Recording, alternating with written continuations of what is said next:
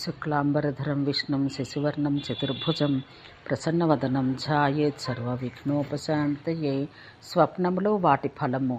రాజు యుద్ధయాత్రకై పోవుటకు ముందుగా కలుగు స్వప్నముల ఫలములు ప్రతిపాదనం ఎట్టిది దేవా, స్వప్నములు వివిధ రూపాల్లో కనబడను కదా, వాని ఫలములు ఇట్లుండును అని అడిగిన మనవుతో మత్స్యుడిట్లనెను. ఇక మీదట స్వప్న దర్శన నిమిత్తక ఫలములను తెలిపెదను.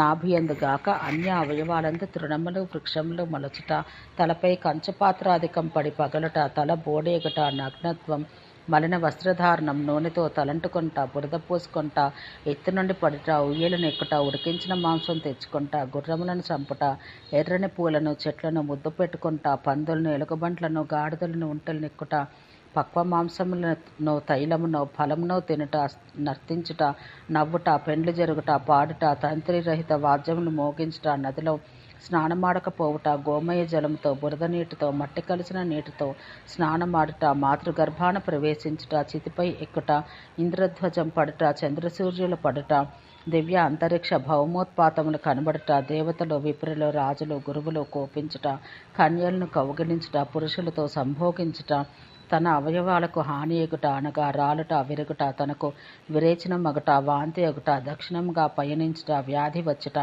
పండ్ల రాలుట, పూలు రాలుట, ఇండ్లు పడుట, ఇండ్లు ఊడ్చుట, పిశాచాలతో, మాంసాహార ప్రాణులతో, వానరులతో, ఎలుగుబంట్లతో, నరులతో ఆడుకొంట, పరుల వల్ల అవమానం, వ్యసనం కలుగుట, తాను కాషాయ వస్త్రాలు ధరించుట, స్త్రీలు క్రీడించుట, నూనె త్రాగుట, నూనెతో స్నానమాడుట, ఎర్రని పూలు దాల్చుట, ఎర్రని గంధములు పూసుకొంట, ఈ మొదలైనవి దుస్వప్నాలు.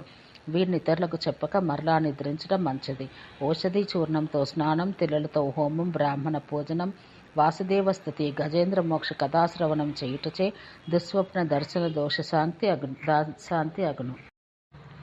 రాత్రి ప్రథమయామమున వచ్చిన స్వప్నములు సంవత్సరములకు, ద్వితీయయామందలి 6 మాసములకును, తృతీయయామందలి 3 మాసములకు, చతుర్థయామందలివి మాసమునకు, అరుణోదయ వేళయందలి 10 నాళ్లకును ఫలమిచ్చును. ఒకే రాత్రి యందు 2 విధములకు కలలు వస్తే వానిలో తర్వాత వచ్చిందే ఫలమిచ్చును. కావున మంచి కల వచ్చిన తర్వాత మరలా నిద్రించడం మంచిది కాదు. పర్వతాలను, మేడలను, గజాస్వ వృషభాలను ఆరోహించుట, తెల్లని పువ్వుల గల వృక్షములు ఎక్కుట, తన్నాభియందు వృక్షములు కాని గడ్డి కాని మొలుచుట, తనకు అనేక శిరస్సులు కలుగుట, బహుబాహువులు ఏర్పడుట, జుట్టు నరేయుట, మిగుల తెల్లని వస్త్రములను, మూల్యములను ధరించుట, చంద్రుని, అర్కుని, తారలను అందుకొంట, వాడిని ఎడమ చేతితో తుడుచుట, ఇంద్రధ్వజమును కౌగిలించుకొంట, దాన్ని పైకెత్తుట, భూమిని, సముద్రాలను మింగుట, శత్రువులను వధించుట, వివాద ద్యూత యుద్ధములందు జయం, పచ్చి మాంసమును, చేపలను, పాయసమును భక్షించుట, రుధిరపాన స్నానములు, సురారుధిర మధ్య క్షీరపానములు, ప్రేవులు చుట్టుకొని నేలపై దొర్లుట, ఆకాశం నిర్మలమగుట, గేదెల, ఆడు ఏనుగుల, సింహముల, గుర్రముల పాలను తన నోటికి లోనికి పితుక్కొంట, దేవ విప్ర గురువుల నుండి ప్రసాదం, అనుగ్రహం పొందుట, ఇవి శుభస్వప్నాలు. గోశృంగం నుండియో చంద్రుని నుండియో స్రవించు నీటితో స్నానం రాజ్యప్రదం. రాజ్యాభిషేకం, స్వశిరచ్ఛేదం, స్వమరణం, తాను దహింపబడట, గృహాధికం దగ్ధమగట,